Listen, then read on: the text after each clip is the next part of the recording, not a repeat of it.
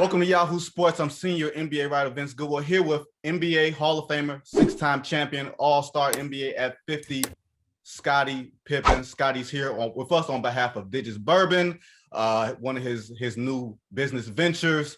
We're going to talk about that in a minute. Scottie, it's good to see you here. It's funny, you mentioned the Brooklyn-Milwaukee Game 7. Kevin Durant, he had like some great games in that series. And for whatever reason, some people felt like he had to prove something in that. Did you feel like KD has sort of elevated his game to another level? Or do you feel like he's always been this player?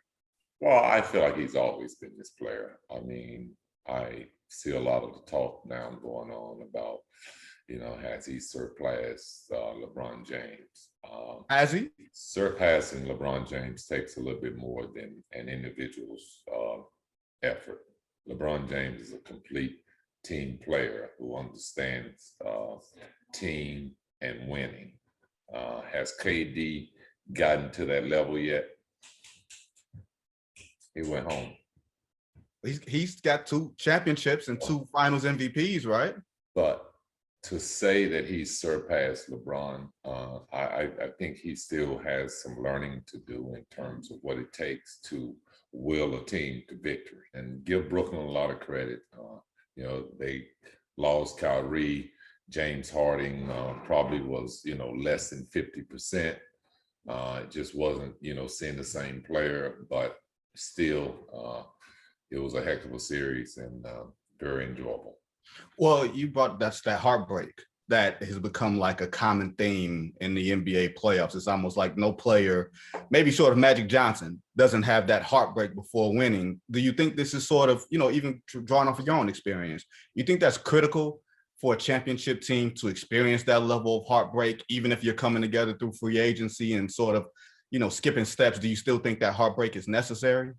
Yeah, I mean, I think when you look at all the teams now that are left, they've been through some heartbreak situations. It's part of the journey in terms of winning a championship. So what you're saying is you should thank Detroit for those hard lessons that you learned back in, 88, 89, and 90. So you wouldn't become the champion that you became without those heartbreaks. Is that what you're saying, Scottie? Are you giving Detroit some love here? It's a part of the journey. I'm not really thanking them. It's just part of the journey of any team winning a title. But what I am saying is you're supposed to be talking to me about digits today. Why are you bringing up all this Detroit stuff? When we going to start talking some digits up in here? Tell me about your digits. It's got your handprint on it. Is yours. You were partnered with some people in Chicago to brand this. Tell us about your Digits Bourbon. I haven't tried it yet. So if I tried it, I will have a review for you. But, let me know what I'm going to be in for. Looking forward to it. It's going to be here in the Chicagoland area and some surrounding areas. But it's a pretty smooth bourbon, and I'm looking forward to getting some response from some of the people who are some serious bourbon drinkers, like maybe yourself. Maybe.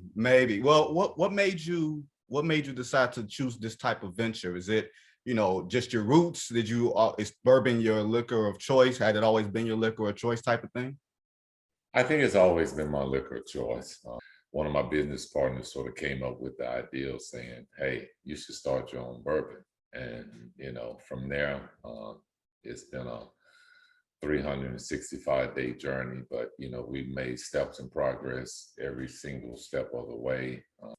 Doing this here bourbon, just going through it and learning, the process. It's been an amazing journey, so I've enjoyed it.